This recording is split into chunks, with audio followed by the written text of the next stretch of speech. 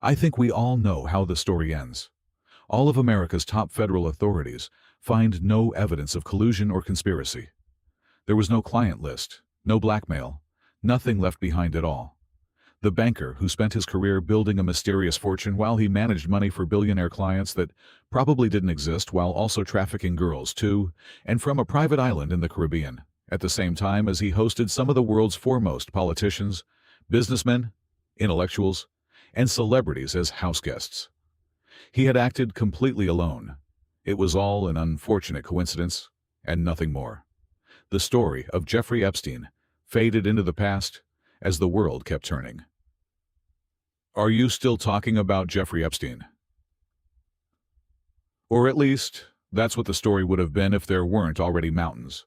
And mountains of evidence of Epstein being not just a psychopath, but also at the center of a crime ring that involved the world's most powerful people procuring victims for them to abuse together.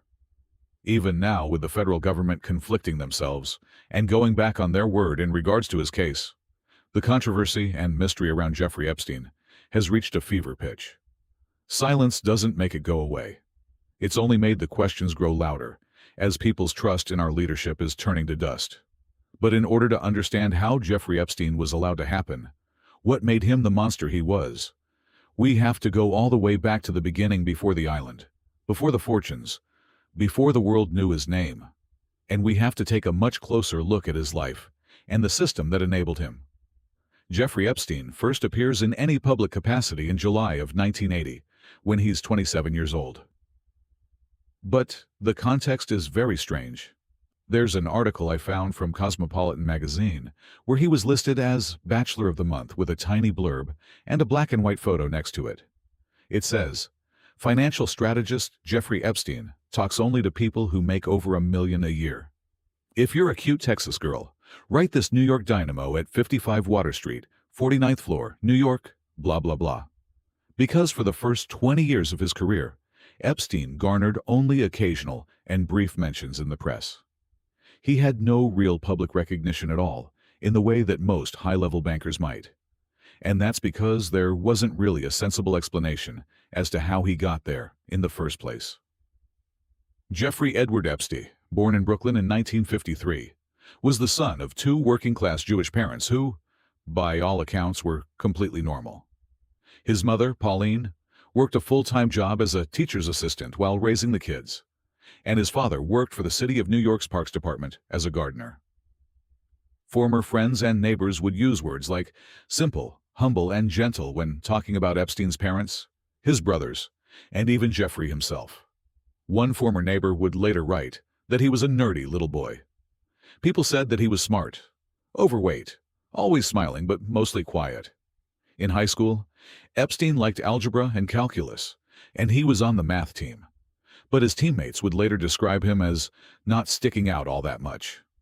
But he was smart enough to graduate high school in 1969, 2 years early, and he would then attend Cooper Union College, a very small school in Manhattan known for offering completely free tuition. He studied math there, although after 2 years, he transferred to NYU.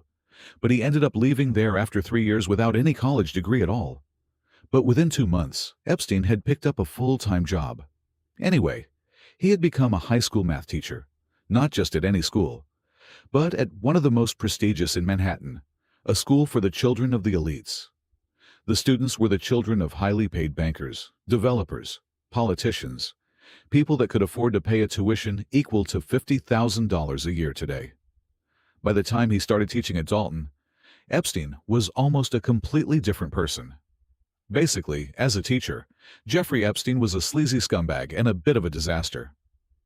In the mid-1970s, students at one of New York's most esteemed prep schools were surprised to encounter a new teacher who pushed the limits of the school's strict dress code, wandering the halls in a fur coat, gold chains, and an open shirt that exposed his chest. But it wasn't just a willingness to dress provocatively. It was how he interacted with students that left an impression on many of them for decades after. He was apparently popular among female students, as many young teachers might be. But the problem was that he not only embraced the attention, but also seemed to have chased after it. The story goes that at one point he even started showing up at students' parties. including ones where they would have been drinking underage. But before this private school teacher in his mid-20s could ever get involved in something that might implicate him in a serious way, Epstein was fired from the Dalton School for performance issues. He simply wasn't a good teacher.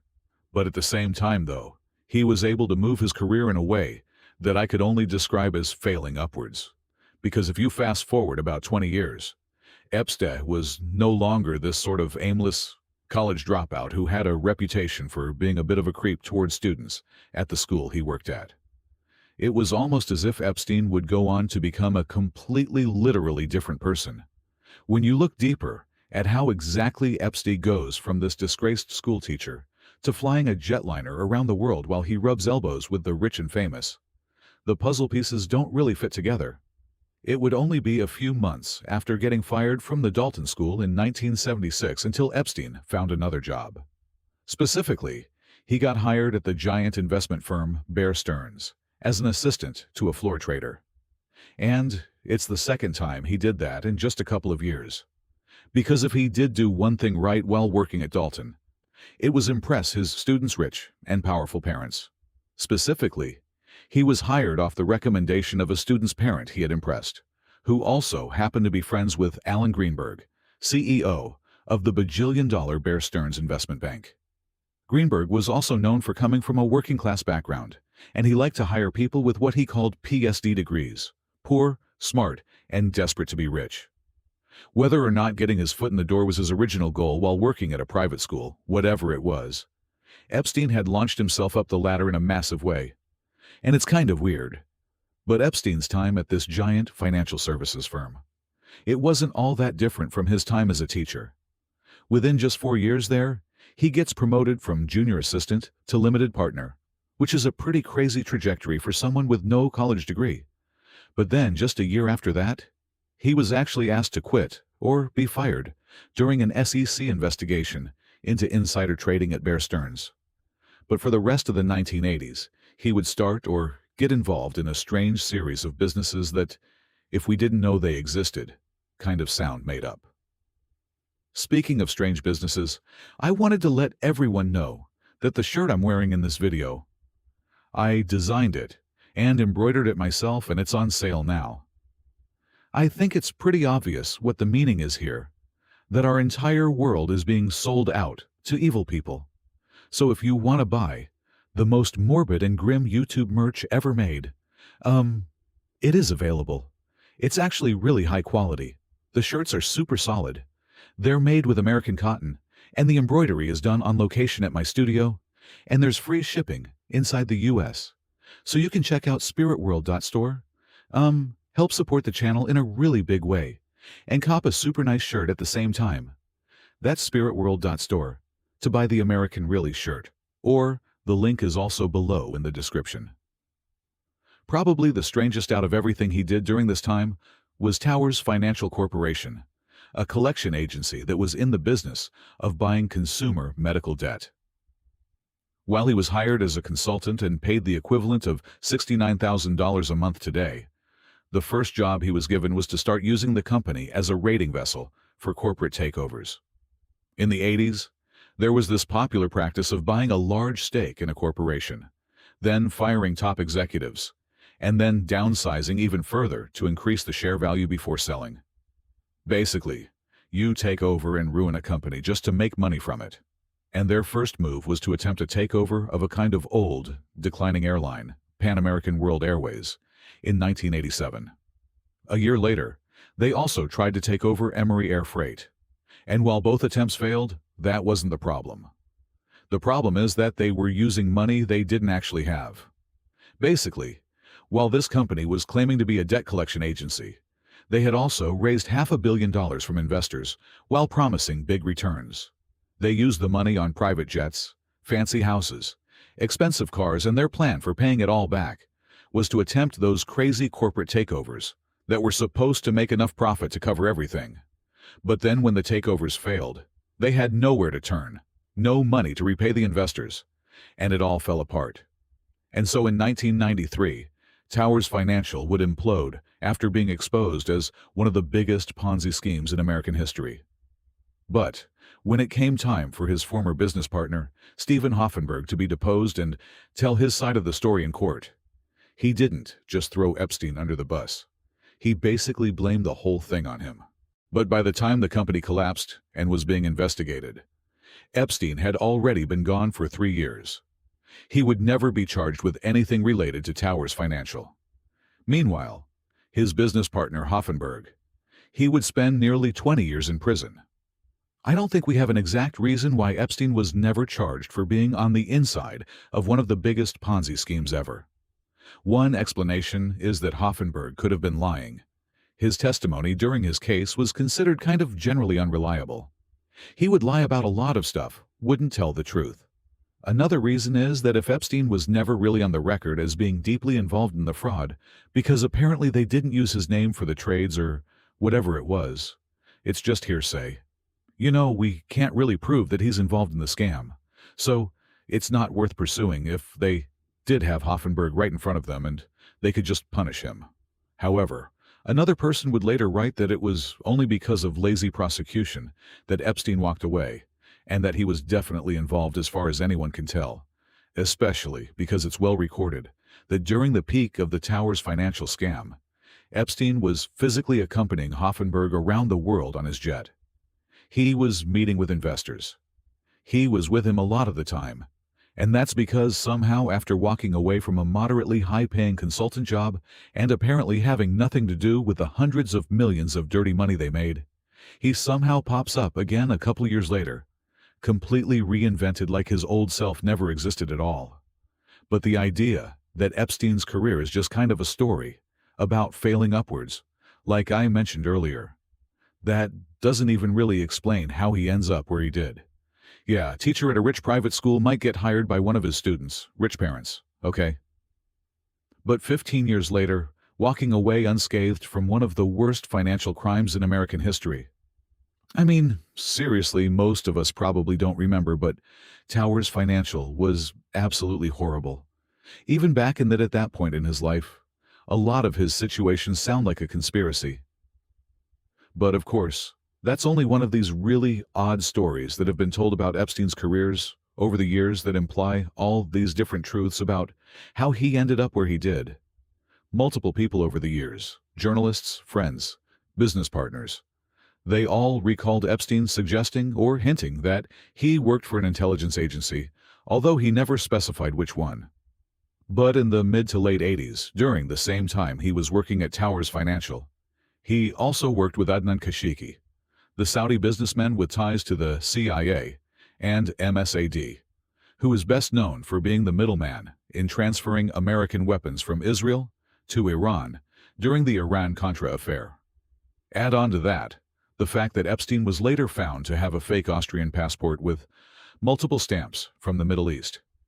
It only further paints a very confusing picture about Epstein's career.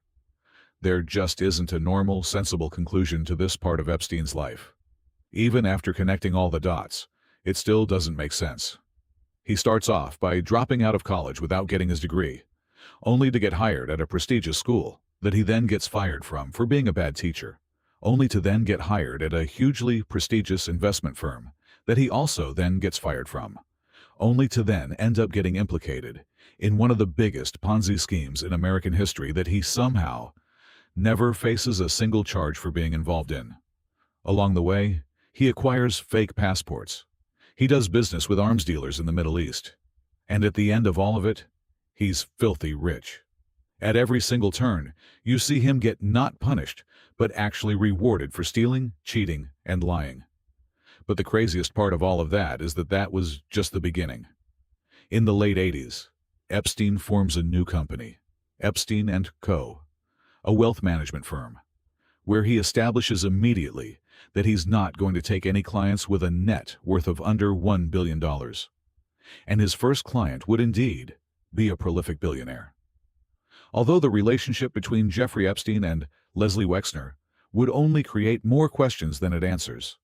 Les Wexner wasn't just rich. He was one of the most successful retailers in modern American history.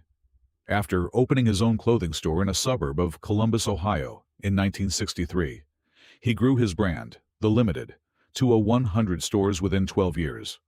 By the mid-1980s, he was purchasing other brands, one of which was the failing Victoria's Secret, for $1 million. But within 10 years, by 1992, he grew it to a value of $1 billion. Over the years, he continued to buy and start more brands. Abercrombie and Fitch, Lane Bryant, Bath & Body Works, the White Barn Kendall Company. Basically, if you've ever stepped into a mall in North America, you've seen Les Wexner's businesses. His brands still fill suburban shopping centers today. But Leslie Wexner was also a very strange person. In 1985, the year that he became a billionaire for the first time, he began building up his personal brand with interviews about his businesses, his life. But the man that the world was introduced to as the owner of Victoria's Secret and Abercrombie and Fitch, he seemed to sit somewhere in the gray area between spiritual warrior and mentally ill.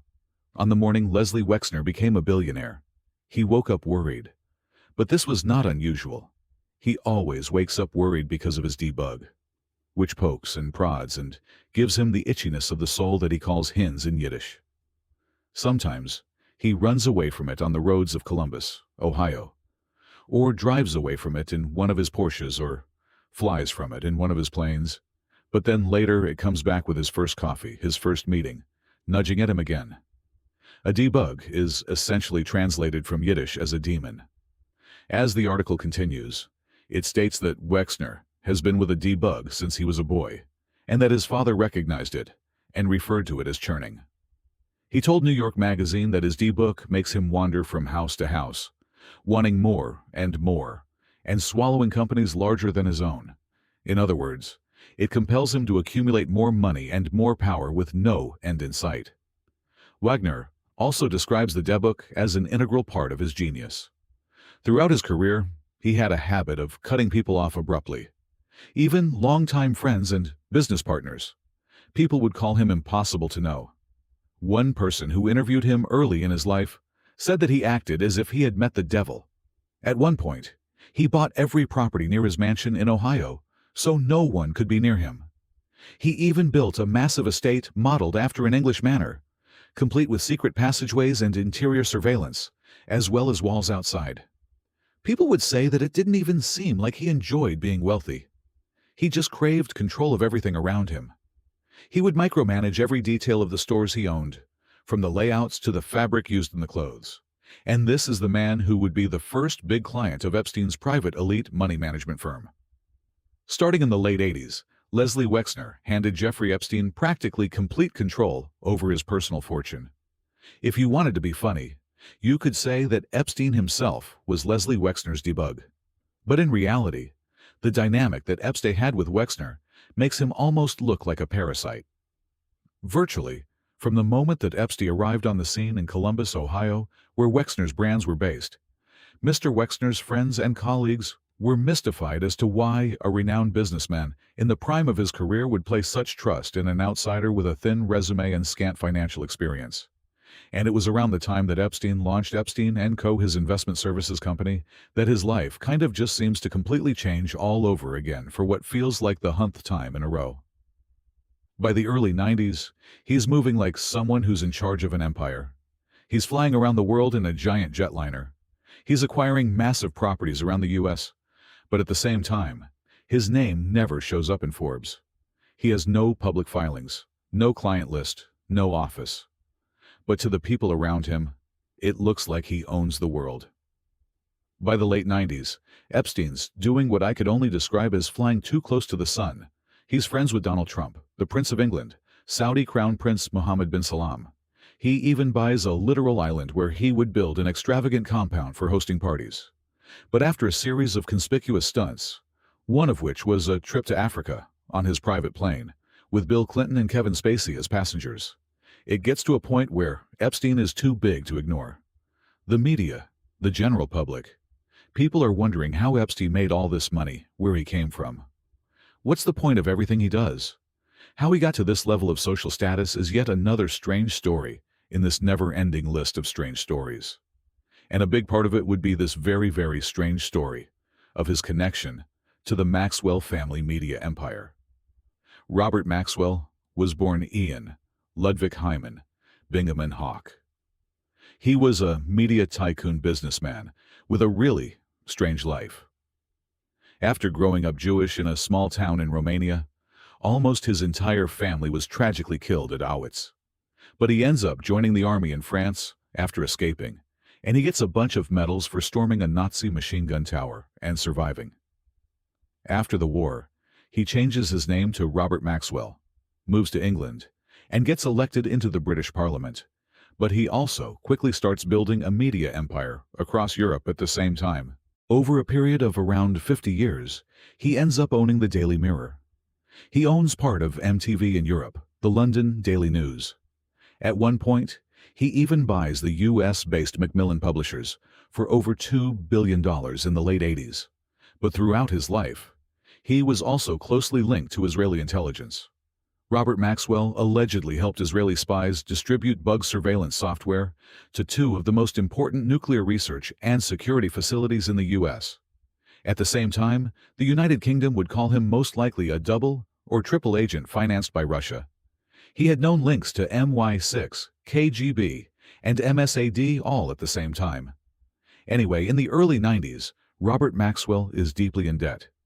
His companies are struggling, and just a few days before he was scheduled to default on a $50 million loan, he apparently fell off the side of his yacht and drowned in the Canary Islands. Shortly after that, news comes out that he had been stealing hundreds of millions of dollars out of the pension funds from all the companies he owned to keep his lifestyle afloat. And his already tarnished legacy was ruined forever. But of course, that's not before he was given a lavish state funeral in Israel, attended by the Prime Minister and President, and all current and former heads of Israeli intelligence. Point being, though, is that one of Robert Maxwell's 9 children, Delane, had long been a prominent socialite in London and New York. And after her father died, and the family empire collapses in the early 90s, she ends up living in Manhattan, where she would end up dating none other than Jeffrey Epstein.